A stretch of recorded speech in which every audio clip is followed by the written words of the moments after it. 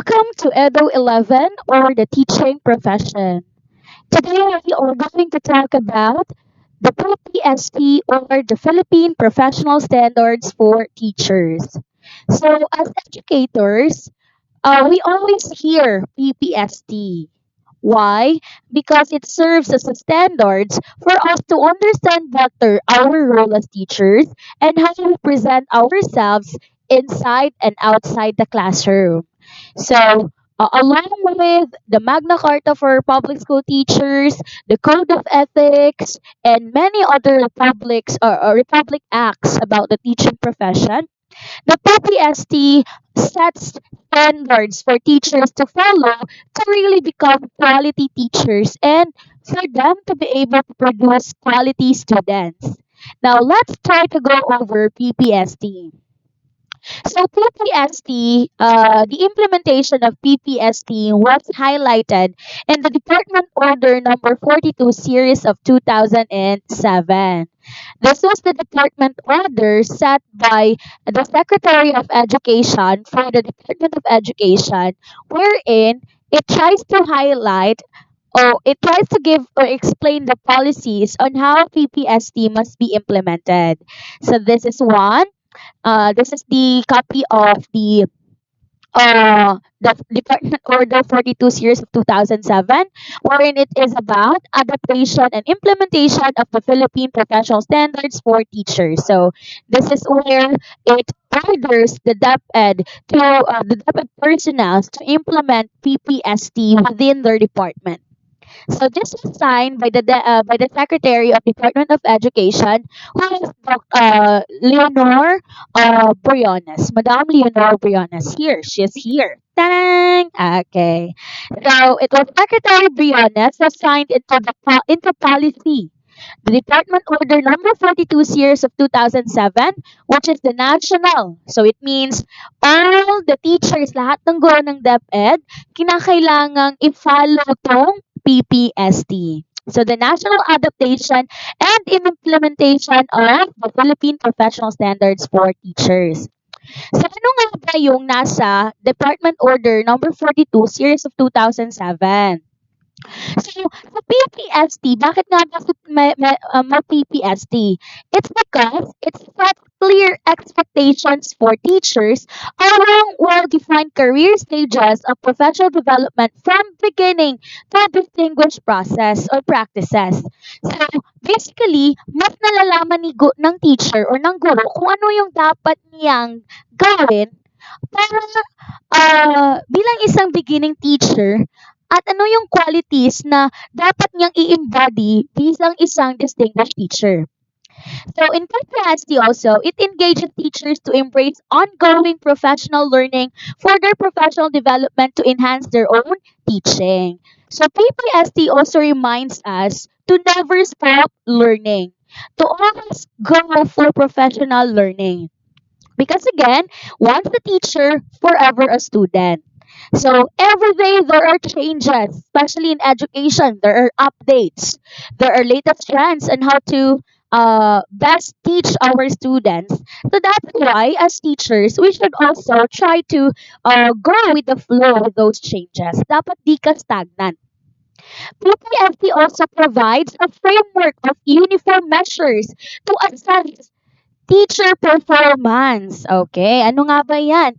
So, because of PPST, there is already a uniform standards on how we will give assessment to our teachers, on how we will evaluate whether teachers are doing their best, whether teachers are performing well or not. So because of PPST, there is already a common guidelines or measure among all the DepEd or among all the teachers in the Philippines. So PPST also provides a basis for building public confidence in and support for the work of the teachers because alam ng public kung ano yung dapat na gampanan ni teacher. And also, PPST highlights the importance of other stakeholders of education, na di lang si teacher yung may pakialam dapat para sa kapakanan ng mga estudyante. But dapat nandun rin ang collaboration ni principal, ni parents, ni community leaders, and many more. So that's it. Moving on, according to Department Order 42 Series of 2017, the PPST should be used as a basis for all learning and development programs for teachers to ensure that they are properly equipped to effectively implement the K-12 program. So dapat lahat ng mga seminars, lahat ng mga professional involvements or programs na dapat i-enroll ni teacher or dapat teacher should attend to seminars and all trainings, it must be aligned with PPST because si PPST already uh, tried to laid out or tried to already give us an overview on what should be a professional teacher or how should a professional teacher act. So and that's it. It can also be used for the selection and promotion of teachers. So, again, it's a national guidelines. Kumbaga pa, you cannot say na, you cannot say na mas magagaling yung nasa Luzon na teachers. You cannot say na di magaling yung mga teachers sa Mindanao and all. Because again, the PPST sets a uniform standard that everybody must follow. Hindi siya limited for national level. It's not limited for local level, but it is for everybody. All performance appraisals for teachers should be based on these set of standards. Again, because this is PPST serves as a uniform measure. So if ever the teacher will needed to be hired would like to be hired for a higher position, he wanted to be ranked in a higher position, so of course PPST will be one of the bases for the performance rating. So that is again, PPST was based from the Department Order number 42 series of 2017, which is about the national implementation of PPST. So it was signed again or ordered by Madame Leonor Briones. Okay, now let's go over. So what is the PPST all about, or what is PPST for? So again, PPST is a public statement of the professional accountability. Kung ano yung dapat gampanan ni teacher. It's a public statement. It's because everybody, it's open for the public. Hindi lang siya limited for the principals. It's not only limited for students, but anybody can also view that one so that they are aware of the roles of teachers. It has four career stages. Ano yung mga four career stages? We will discuss them one by one later on. So we have here the beginning teacher, the proficient teacher, the highly proficient teacher, and the distinguished teacher. So these are the four career stages of PPST. So of course, PPST also has domains. How many domains? We have here the 7 domains, and each domain has strands.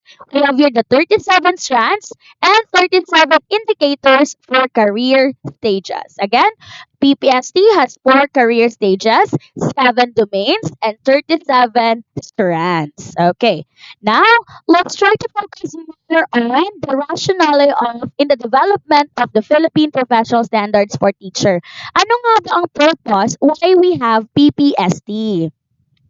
So we have here in 2013, that's RA 10533 or K-12 was signed into law. So, bakit may PPST tayo? Kasi may bago tayong curriculum. Ano yung curriculum natin? Ito si K-12 curriculum. So, in 2012, K-12 was already implemented. But program pa lang siya. If you recall, that's K to 12 program. That was during 2012. But in 2013, it became already a law. That's why you don't say K to 12 program, but K to 12 law. Okay? Or K to 12 curriculum because it's already a law. So, guess what the following. So, bakit, since may bago tayong curriculum, so anong dapat natin gawin in the part of the teachers? So, the need to revisit NCBTS. So, before K to 12, may framework na tayo for for assuring the teacher quality. And that is NCBTS, or the National Competency Based Teacher Standards. So, yan si PPST before. So, because there is a change in curriculum, dapat may change also in the standards of teachers. So, the development of the new professional standards for teachers, more than 3 years of robust quantitative and qualitative research and development work was undertaken. So, PPST was a product of a 3-year revisions or qualitative research. So, what were the processes? Wide consultations with key education stakeholders and thousands of in and pre-service teachers. So, you cannot say sa PPST, galing lang to kay Madam Briones, galing lang to sa Secretary of Education. No, there was a wide consultation from what? From the stakeholders of education. Review and analysis, of course, there are also a lot of revisions, uh, uh, looking into the Philippine or national jurisdictions as well as the international jurisdictions. That our teachers are not only competitive in the national level, but also in the international level. So through some national validation, which was initially approved by Brother Armin, who was the Secretary of Education then before Madam Briones, okay, in 2015. And we have year finalization by the Teachers Education Council or the TEC and regional directors and bureau in August 2016. So again, there was a wide consultation, there was a review and analysis, there was a national validation, and last one there is finalization. So di lang yan project ng on the spot or out of the blue decision. So now, according to McKinsey in 2007, the quality of education system cannot exceed the quality of its teachers. Kahit gaano kaganda yung kahit gaano ka-promising yung curriculum mo, kahit gaano kaganda yung mga policies nyo, if you don't have quality teachers, those will be useless. Remember that our students are our customers in the teaching and learning process. And teachers are the agent of change in such a way that they are the ones who develop the students and they are the mover of the teaching and learning process. Bakit sila mover? Bakit tayo mover as teacher? It's because we are the ones who are making sure that students are really developed to be quality citizens. Now, internationally, the teacher quality is articulated in the professional standards for teachers. So, again, it's a public statement of professional accountability, makes explicit what teachers should know, be able to do, and value in the profession. It's sufficiently generic to represent practice across grade levels and subject areas. Again, PPST is not only limited for grade 1 teachers or for grade 6 teachers, but it covers all teachers across year level. So now let's evaluate the professional standards for teachers as the new framework for teacher quality and development. Again, bago si PPST, may NCBTS tayo or si National Competency-Based Teacher Standards. So, yan si NCBTS. So, ano na ngayon ang i-observe natin kay PPST? So, because of PPST, we make sure that our teachers are K to 12 ready also. They can teach the K to 12 students. Our teachers also possess the 21st century skills, and our students also get to develop their 21st century skills. In PPST also, we assure that there is Asean Integration or internalization, that our standards are also aligned with those of our brothers and sisters from the ASEAN countries. That's why our students and our teachers are globally competitive. Or if not globally, it could be at least in ASEAN. And we have here Philippine Qualification Framework. PPST is anchored on the PQF. Now again, we have here the Teacher Professional Development Framework. So uh, ano yung dapat ma-experience ni teacher along the process of becoming a distinguished teacher? So first, of course, meron tayong recruitment. Nagsisimula sa recruitment and hiring. So kung papasok ka ng DepEd, so that's it. You got to do some teaching demo, you got to submit some documents, and many more. So that's teacher entry requirements. You need to submit the requirements prescribed by the Department of Education. And we have here, no, here. Ito pala, sorry. Ito pala. Teacher education, you get to study on becoming a teacher. Like you are here now, you are enrolled in the College of Education, wherein you are preparing to become a teacher. So after being a teacher or after studying to become a teacher, you get your license and you have your teacher entry requirement. Nagpa-ranking ka. You passed your requirements. Then we have your recruitment and hiring. Then, once you get to be qualified, you are now in stage one or the beginning teacher. Then we have here teacher induction program 1 to 2. You get to be acquainted with what should you do as a teacher and so on.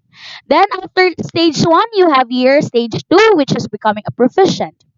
Stage 3, highly proficient. And the stage 4, it is where you become distinguished teacher. So, in here, in order for you to achieve this, there are also rewards and compensations for the good work that uh, you will attain.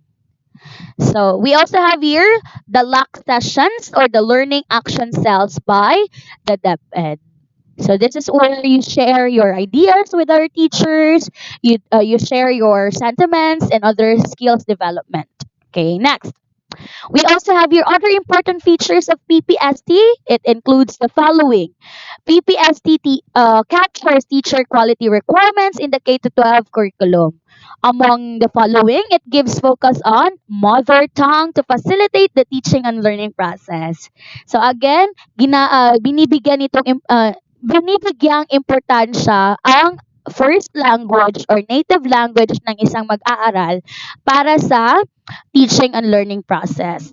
Learners in difficult circumstances, we also highlights or we also give importance to learners who are somehow deprived of some privileges. Like for instance, their different learning styles, different backgrounds, and so forth.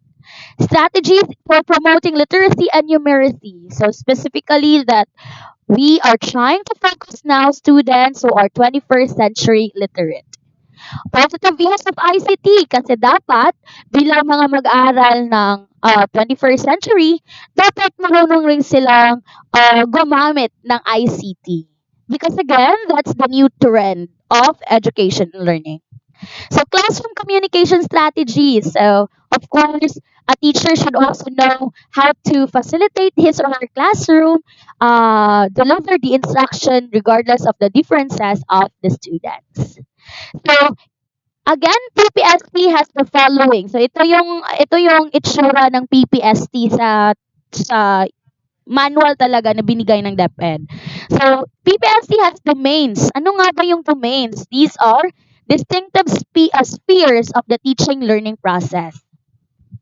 So, it has also 4 career stages. It has descriptions of the development of practice. So, it has strands. They are more specific dimensions. And indicators per career stages, they are concrete, observable, and measure teachers' practices. So now let's start with the domains of PPST. So in PPST, we have here the domains. First one, we have your content, knowledge, and pedagogy. Domain 2, learning environment. Domain 3, diversity of learners. Domain 4, curriculum and planning. Domain 5, assessment and reporting. Domain 6, community linkages and professional engagement. Domain 7, personal growth and professional development. Again, I am encouraging you all to memorize this because these are essential information that you will need when taking the board exam. So, central to the K to 12 reform and places at the beginning, the importance of teachers knowing their content and knowing how to teach. It's not enough, as Mario said, it's not enough that you are knowledgeable with your topic. It's not enough na ikaw yung pinakamatalino sa klase.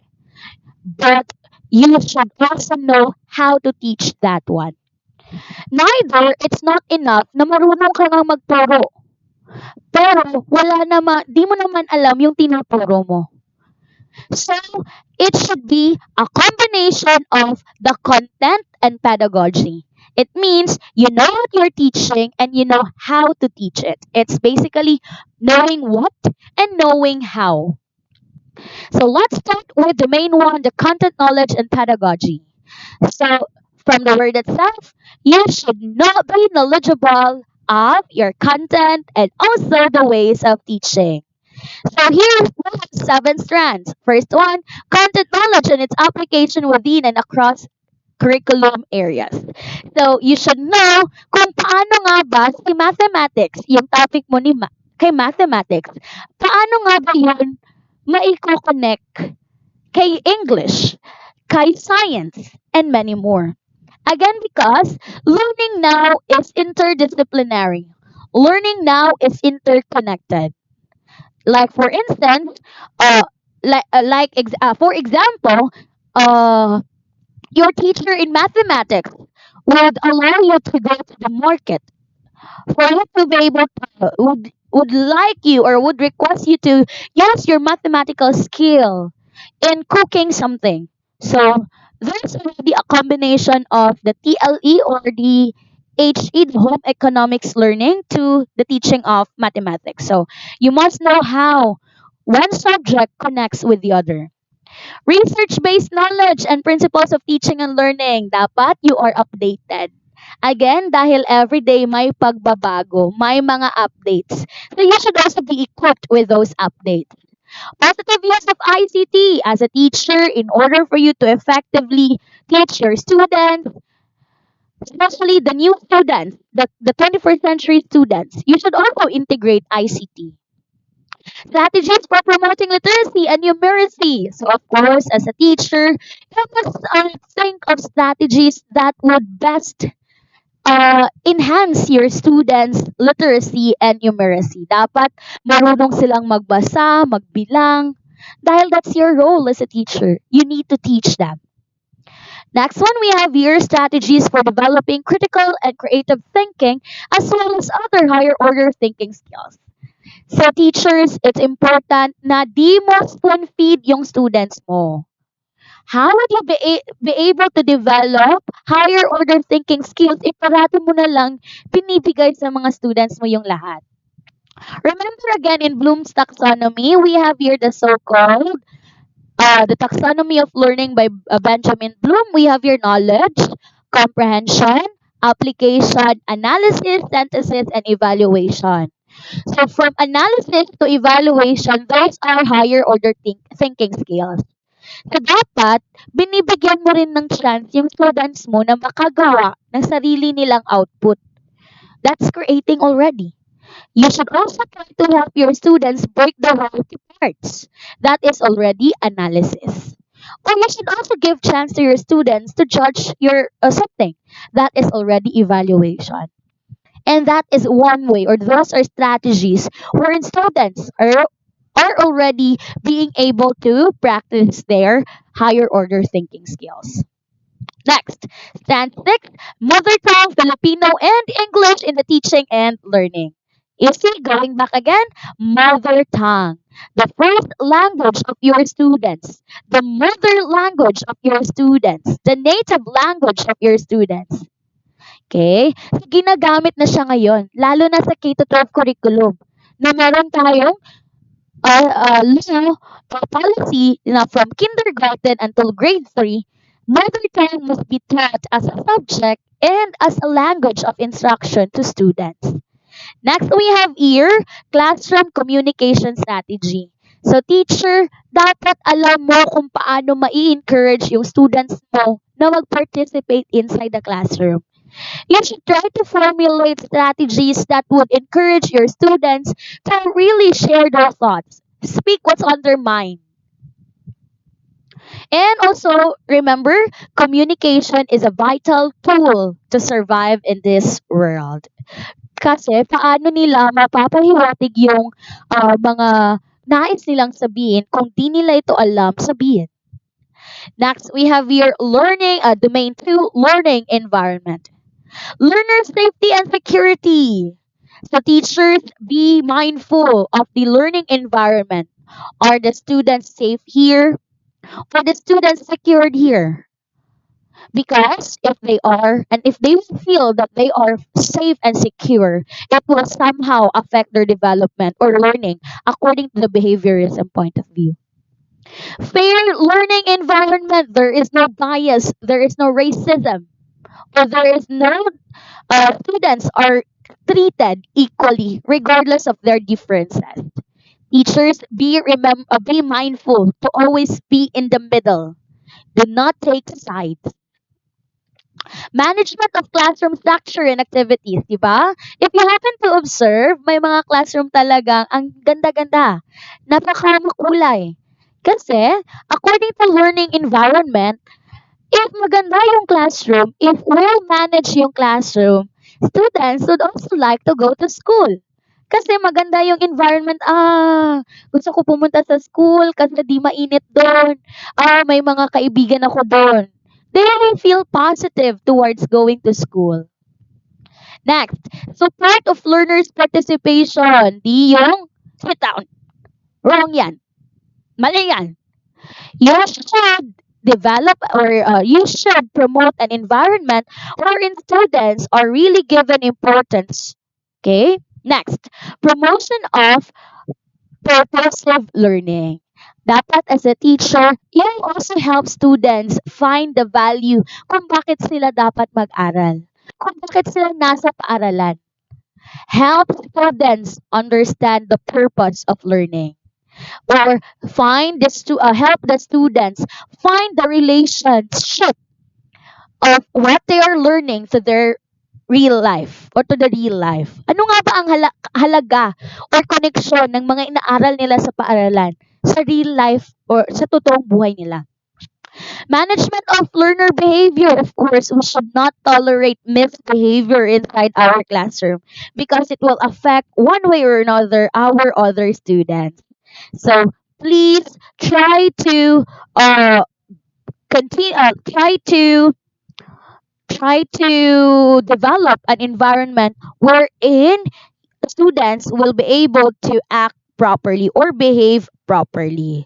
So, as a teacher, try to implement some strategies. Di ba? Naaalala niyo ba yung mga time na pag noisy ka, isusulat yung name mo sa pisara, or mababawasan yung star mo, and so on. So, those are some of the strategies. Okay, for a moment. Okay, now let's continue to domain 3, which is about diversity of learners. So in domain 3, we are reminded that our students are not the same. Do not expect the same output or the same learning level with your students. Because again, students are different in many ways. So, in domain 3, we are reminded again of the diversity of our students. When we say diversity, again, differences, variety of our learners. So, starting down, we are reminded that learners, genders, needs, strengths, interests, and experiences. Students, learners in general, basically differ in terms of gender. In terms of needs, they have different weaknesses and strengths. They have different interests and experiences. So that's why it may sound very demanding on the teacher's part. Pero it's ideally dapat inside the classroom, iba-iba yung activities mo, you really make sure na hindi lang yung nakafocus sa isang learning style.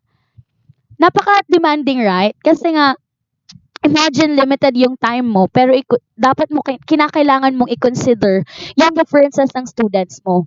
Pero that's how life goes. You needed to make sure that everybody is given an opportunity to showcase what they have learned, regardless of their differences in terms of learning styles. So, kung may, kung if possible, yung mga activities mo dapat naka-anchored or dapat possible yan for visual learner, for auditory learner, and many more. So next, learners' linguistic, cultural, socioeconomic, and religious backgrounds. We have students, we have the students who are from this tribe, from this ethnic group. They have this culture. They have this.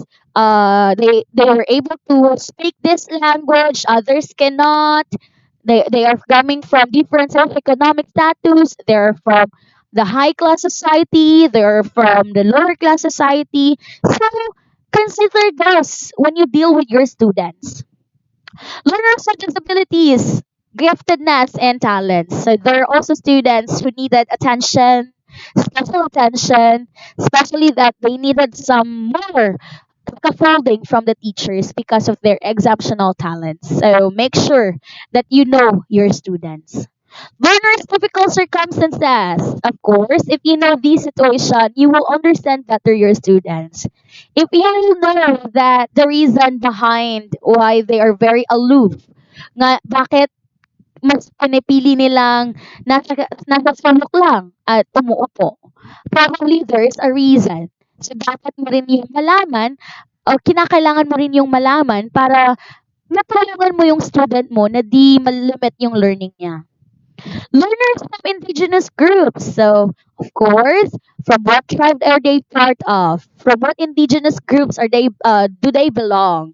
Because knowing those aspects would also allow you to basically get to know more your students, because every culture represent different attitude or may iba-iba tayong paniniwala, may iba-iba tayong way of expressing ourselves. Baka naman sa culture nila ganito yung pagkakasabi, ganito yung dapat gawin nila, true to sa culture nila, pero sa ibang culture hindi to dapat possible, hindi to dapat gawin. So if you are not aware of these basic facts, you are becoming unfair to your students. You are becoming one sided. You did not give them equal opportunity. And that is domain three, diversity of your students. Your students are different from each other. So also consider their differences when you manage the classroom. And we have our domain four, curriculum and planning. So we have five strands. Curriculum and planning talks about the curriculum itself, the lessons, the topics, the programs that all the students need to go through when they are with our management. So strand one, planning management of teaching and learning processes. Dapat may plano ka kung paano yung how you will deliver the teaching and learning process during a specific session. Kaya nga tawag may lesson plan. Kasi si lesson plan, yung blueprint ng teaching and learning process. When we say blueprint, it represents your plan. Kung ano yung mga mangyayari from the beginning until to the end of your class. Again, plano siya, possible or gusto mong mangyari. Pero still, at the end of the day, not all plans are properly followed or not really followed in detail kasi may mga unexpected circumstances. That's why it's important you need to be flexible at all times. Next, strand 2, learning outcomes aligned with learning competencies. So, kung ano yung kung ano yung standards na gusto mong maging ng mga mag-aaral mo, dapat yung mga activities mo are aligned din doon. Dahil like very very what do you call this one? Very trending issue. Sa mathematics, pinasasayaw. Then, i-upload sa Facebook. Then, the number of likes will also, the grade will also matter to the number of likes. Nasaan yung alignment ng competencies doon? Okay? Maybe if that is the case, yung nakabase lang sa like, yung grade ng student, maybe the teacher should be reminded, ano nga ba yung competency na gusto mong makamit ng students mo at the end of the day? If you wanted them to become popular, probably that could be one way of targeting that outcome or competency. But if your purpose is for them to master the skill, anong silbi ng like ng FB? From FB. Iba? So there must be alignment of the learning outcomes and competencies. So remember that one, teachers, when you make activities for your students, will it help them become better? Will it help them become better mathematics teachers if they will dance and they will gain a lot of likes? Come to think about it. Relevance and responsiveness of the learning program. So ano nga ba yung program na in-offer mo? True pa ba yan ngayon? For instance, you are living in a city. Tapos, ang ino-offer na program for TLE is agriculture. Relevant pa ba siya sa context or mas relevant pa talaga siya? Yes, it could be relevant pero hindi siya yung needed talaga. Kasi nga city life, paano mo siya maa-apply sa city life yung gardening or yung agriculture? There is no direct application. Perhaps you can think of other programs that are really timely and really near to that student or to that context. So perhaps ano bang real? Beautification, okay, whatever program it is. There must be relevance and responsiveness of the learning programs. Your activities, your task must be something relevant to your students. Professional collaboration to enrich teaching practice. So the saying goes, no man is an island. The same thing with teaching. That's why in the code of ethics, we have here the teacher and the teaching community, the teacher and the higher officials in school, the higher school officials. It's because the teacher cannot stand alone. You need to collaborate also with other teachers, with other professionals, so that you get to develop more about your profession or your skills in your profession. Teaching and learning resources or learning resources including ICT. So it's of the curriculum and planning because we are focusing on instructional materials also. And instructional materials are under the curriculum. So make sure that the instructional materials that you are using are updated, something which are really connected to your students. Makaka-relate sila, magagamit nila, marunong silang gumamit. Then we have here domain 5, assessment and reporting. So, matapos mong i-consider yung paano ito at ano yung ituturo, yung differences ng mga students, kung ano yung plano mo inside the classroom, of course, Domain 5 reminds us to assess our students. Bakit may assessment? So that we will measure whether we have accomplished the set standards or our outcomes. So design, selection, and organization of and utilization of assessment strategies. So dapat yung mga assessment mo ay naka-anchored sa outcomes mo. Monitoring and evaluation of learner progress and achievement. When we do assessment, we wanted to make sure that students are learning. We wanted to know where or what are the things that they have learned and what are the things that they have not learned. So feedback to improve learning. So assessment also is a way to give feedback to our students para we will know what are the things that they needed to focus more. Communication of learners' needs, progress, and achievement to key stakeholders. If there is assessment and reporting, we get to also talk to the stakeholders like the parents, kung ano yung performance ni child inside the classroom. So, next, use of assessment data to enhance teaching and learning practices and programs. If a teacher, as a teacher, the assessment result of your students will be also a basis. Di nila 'to na-gets, so dapat i-re-teach ko 'to. Hindi 'to effective kasi wala silang natutunan. Maybe I should change my teaching practice or teaching uh, strategy. So that is assessment and reporting.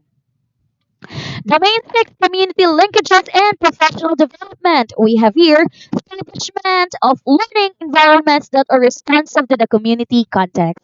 Remember again, always connect to community. Kung maaari ka namang collaborate kay barangay official or sa mga barangay officials or sino man yung nasa community nyo para mas mapaganda yung teaching and learning process. Again, no man is an island. You cannot carry everything. There are people who are willing to help you. Because after all, it's the welfare of a community, which is at stake here if the students are not properly taught. Engagement of parents and the wider school community in the educative process. So again, learning is not only or teaching is not only for the responsibility of the teachers. Pero sa parents din, may responsibility si parents. Kaya nga, after school, parents should monitor the students, ano yung ginawa ni students sa classroom, kaya nga may PTC tayo or Parents Teachers Conference kasi ini-inform natin si parents kung ano yung dapat may tulong niya sa kapakanan sa pag-aaral ng isang mag-aaral. Professional ethics. Above all, whether you are inside or outside the classroom, you need to be reminded of professional ethics. Next, school policies and procedures. Again, even if you don't like it, as long as you're committed, you're part of that group, you need to follow it. You need to properly execute the school policies and procedures. You need to abide. Kailangan mo yung gampanan. Kailangan mo yung i-observe. Then we have here domain 7, personal growth and professional development. As a teacher, we are reminded of our philosophy of teaching. Paano mo tinitingnan yung mga mag-aaral mo inside the classroom? How do you see your students inside the classroom? How do you think of the teaching and learning process inside your classroom? Is it more of a constructivist, wherein students construct their own meaning? Is it more on personalist? Do you believe that what is true before is also true today? Perhaps believe in behaviorism, that students must act properly inside the classroom if the classroom is good. That's why ang ganda-ganda ng classroom mo. Kasi you believe that students learn better if maganda yung paligid. So what is your belief about the teaching and learning process? That's philosophy of teaching. Dignity of teaching as a profession. You must know. Do not make teaching lang, because it is never a lang. So, properly deliver yourself or present yourself. Ooh. Next, personal links with colleagues. Professional links with colleagues. Of course, do not start a rumor with your other colleagues. You must professionally interact with your colleagues. You don't need to be friends with everybody if you don't like, but you must treat everybody professionally. Professional reflection and learning to improve practice. It's important to do self-assessment kasi nga nobody is perfect and every day there are changes. And who better knows you except you yourself. You're the one who knows you better, not the other people. Professional development goals. You should have your goals. You should have a timeline. From 2021 to 2022, I will enroll in PhD. From 2022 to 2025, I will become a principal and all. So, ano yung professional development na gusto mong makamit while you are in the teaching profession? Kasi nga, nobody should be stagnant. And that is again domain 7. To sum it up, what are the qualities Expected of teachers based on the domains of PPST, we have here know what to teach and how to teach it. Maintain, what does it mean? Use mother tongue Filipino English in teaching and learning. And there must be strategies for promoting literacy and proficiency or numeracy. Next, maintain a learning environment focused on learning or focus environment. Respond to learners' diversity. Plan and design effective instruction. Again, teaching is not about you, it's about your students. Remember in the code of ethics, our primary focus is the welfare of our students. Use a variety of assessment tools to inform and enhance the teaching and learning process. So, try to make sure that if one is not effective, you use another one. Make sure you measure what is really needed to be measured. Establish community relationships and uphold professional ethics. So again, nobody is an island. You can ask, or you can collaborate with other professionals or the community if you need to. Engage in professional reflection and assume responsibility of personal professional growth. Again, do not be stagnant. Huwag makontento. Dapat you should attend seminars to also enhance your learning. So when we say these qualities, you have knowledge of research, updated yung mga kaalaman mo, strategies for developing critical and creative thinking. It means that you didn't focus on lower order, but you also encourage students to go outside the box. Classroom communication strategies, you encourage your students to also communicate and talk their thoughts. Learners' linguistic cultural differences, your students are different in many ways. Learners in difficult circumstances know what are the problems of your students or what are the things that they are not good at. Learners from indigenous groups consider also that students come from different background. So this is these are rather the domains of PPST.